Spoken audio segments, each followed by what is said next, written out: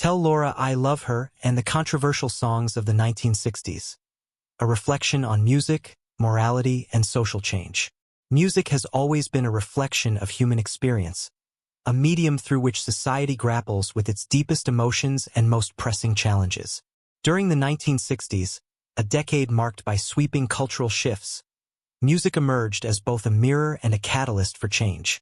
Amid the burgeoning rock and roll scene and the counterculture revolution, one particular song, Ray Peterson's Tell Laura I Love Her, stood out for its haunting narrative and the controversy it sparked.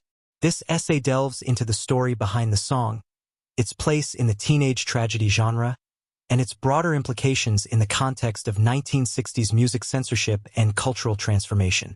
The tragic ballad of Tell Laura I Love Her, released in 1960, Tell Laura I Love Her became a hallmark of the teenage tragedy subgenre, a style of music that captivated young audiences with its dramatic storytelling and emotional intensity. Written by Jeff Barry and Ben Raleigh, the song recounts the heart-wrenching tale of Tommy, a young man willing to risk everything for the love of his girlfriend, Laura. Tommy, unable to afford an engagement ring, enters a stock car race with hopes of winning the prize money. However, the race ends in disaster, with Tommy losing his life in a fiery crash.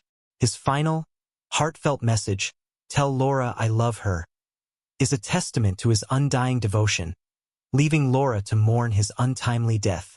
The song's narrative struck a chord with teenagers, who found themselves drawn to its themes of love, sacrifice, and tragedy. However, its depiction of youthful recklessness and its tragic ending raised concerns among parents, educators, and radio broadcasters. Critics argued that the song glamorized dangerous behavior, such as stock car racing, and feared it could influence impressionable teenagers to take similar risks. As a result, some radio stations banned the song, deeming it too morbid for young audiences. Despite, or perhaps because of, this censorship, Tell Laura I Love Her became a commercial success, reaching number 7 on the Billboard Hot 100 and earning a lasting place in popular music history. The teenage tragedy genre, a reflection of youthful angst. Tell Laura I Love Her was not an anomaly but rather part of a broader trend in the late 1950s and early 1960s. The teenage tragedy genre emerged during this period, capturing the fears, dreams, and vulnerabilities of a generation coming of age in a rapidly changing world.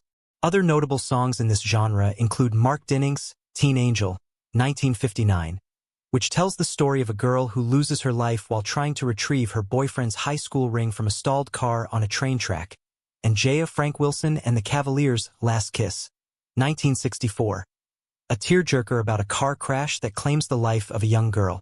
The appeal of these songs lay in their ability to articulate the intensity of teenage emotions. For young listeners, these stories of love and loss felt authentic, resonating with their own hopes and fears. However, for adults, the songs represented a troubling glorification of tragedy and reckless behavior. The tension between these perspectives highlighted a growing generational divide. For the first time, teenagers were asserting their own cultural identity, driven in part by the rise of rock, roll, and a burgeoning youth market. Songs like Tell Laura I Love Her became symbolic of this shift, as they spoke directly to young people in a way that previous generations of music had not. Censorship and the morality wars of the 1960s.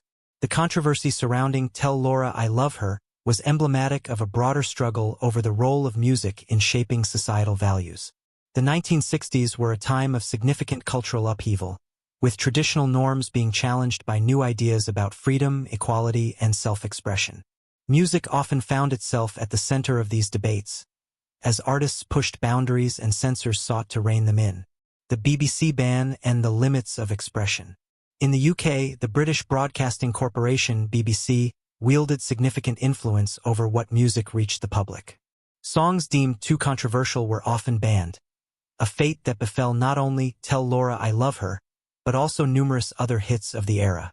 The BBC's decision to ban songs was typically based on their lyrical content, with themes of death, sexuality, or rebellion often triggering censorship. For example, The Who's My Generation, 1965, an anthem for youthful defiance, was banned by the BBC due to its perceived mockery of speech impediments. Similarly, the Rolling Stones faced scrutiny for songs like Let's Spend the Night Together, 1967, which was considered too suggestive for mainstream audiences. While these bans were intended to protect public morality, they often had the opposite effect, fueling curiosity and driving sales. In many cases, the controversy surrounding a song only heightened its appeal, particularly among young listeners who saw censorship as an attack on their freedom of expression. Race and protest. Nina Simone's Mississippi Goddam.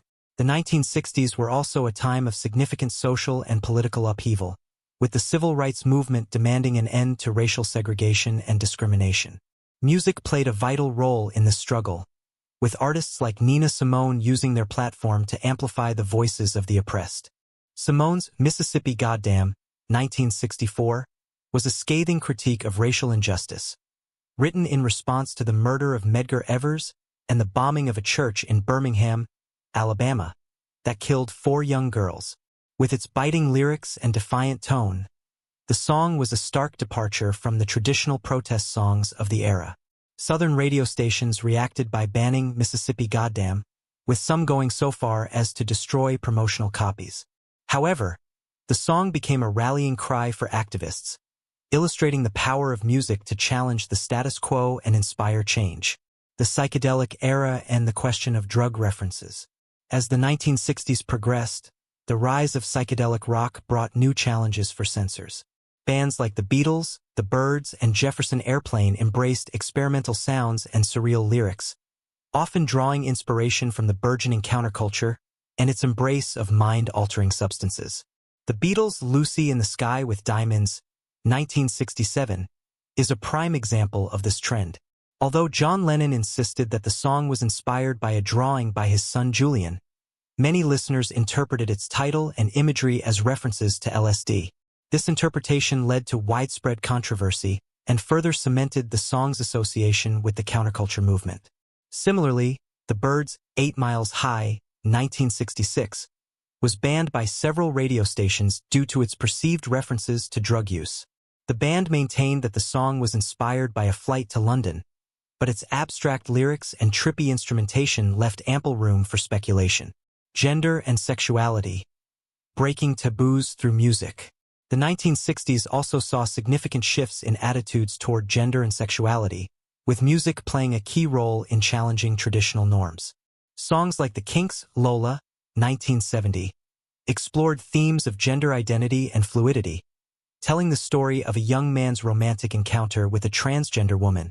While the BBC initially banned Lola for mentioning Coca-Cola, the song's daring themes resonated with audiences, making it a groundbreaking moment in pop music. Similarly, David Bowie's androgynous persona and songs like Space Oddity, 1969, pushed the boundaries of self-expression.